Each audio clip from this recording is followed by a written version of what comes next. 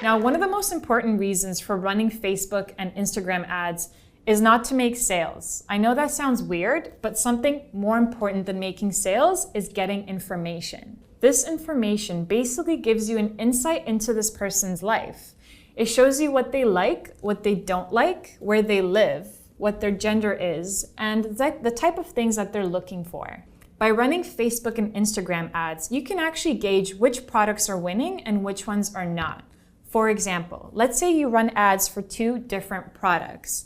By running ads, you understand better which one makes more impressions and which product your customers like better. This is worth its weight in gold because it gives you an idea of what you should be selling.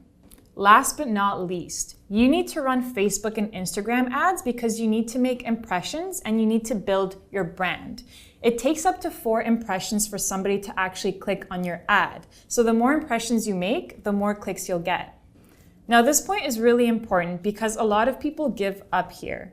In the beginning, people spend anywhere from $500 to $1,000 on ads and they don't end up making a sale.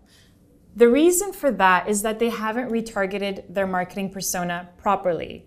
Now, these things take time, so the data that you have collected with all the money that you've spent is very valuable because you can use it to find the right people for your store.